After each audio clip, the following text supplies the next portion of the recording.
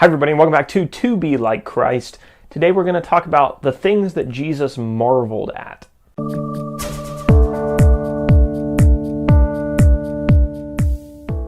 So in the text that we've been working through, Jesus comes across a centurion in Matthew chapter 8. This centurion has a paralyzed servant. And the centurion asks Jesus to heal his servant. And Jesus says, okay, I'll come with you to your house. But the centurion comes back to Jesus and says, no, you don't need to do that. Just say the word and my servant will be healed. And Jesus is amazed, and it says he marveled at the faith of the centurion, who was a Gentile, because he says, I haven't seen faith like this in Israel, or among the Jews. And so the question that I want to ask in this video is, what was it about the Gentiles that made them so accepting of the gospel, but the Jews really weren't? Paul talks about this issue in his letter to the Romans, how the Jews didn't accept Christ, the Gentiles did, and how God was going to use that for his glory in the end. And what we're going to find out is that the problem that the Jews had in accepting Christ is still a very relevant problem for a lot of truth seekers even today.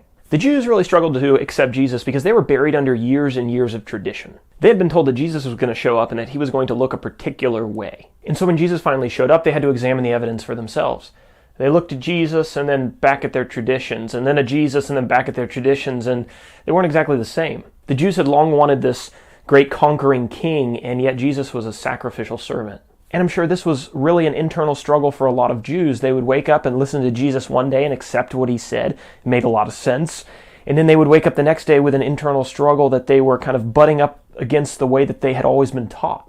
And it's hard when things just don't look right based off of your traditions that you've been brought up in. And what's more is that the Jews would have had to turn their back on a lot of their community to accept Christ. And some Jews probably thought, well, the Sadducees and the Pharisees don't accept Jesus, and they know the law a whole lot better than I do, and so maybe I should just stick with them, even though what Jesus is saying makes a lot of sense. It definitely would have been safer and more comfortable to stick with the traditions of the community rather than become an outcast by accepting Christ. So their ability to see Jesus clearly had become hazy and blurred because of the traditions that they had heard for so long. And this is where I want to make some application, because in an interesting parallel, this still happens very much and very often today. That's especially true for those of us who have grown up in some kind of a congregation or denomination. We can struggle to accept what is clearly in front of us in the scriptures because we're buried under years and years of tradition. We might find ourselves searching the scriptures on a daily basis and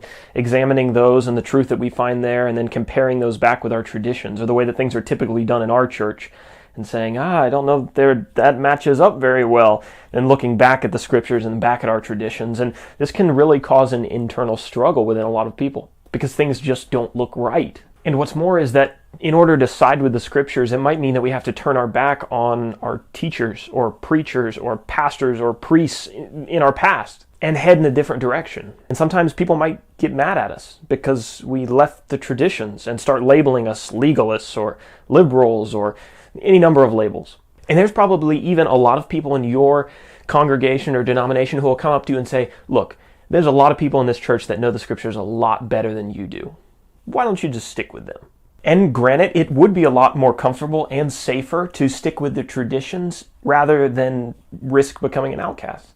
And so what can happen for those of us in these kinds of situations is that our ability to see Jesus clearly and for who he is out of the scriptures can become hazy or foggy because of the traditions that we've been under for so long. And sadly, the Bible often speaks of people who knew that Jesus was who he said he was, but they wouldn't come out in public and accept him because they were afraid that the community was going to turn their back on them. And so we don't want to fall into that category. We don't want to be like those people. We want to be people who have counted the cost and will come to Christ no matter what that cost is.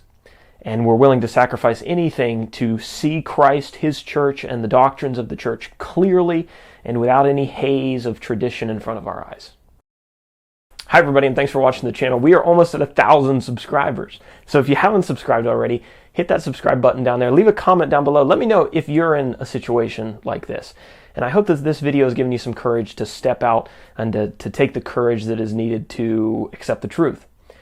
If you have anyone that you think needs this video, share the video, and so as many people can see this as possible. I will see you guys next time. Thanks for watching. Bye.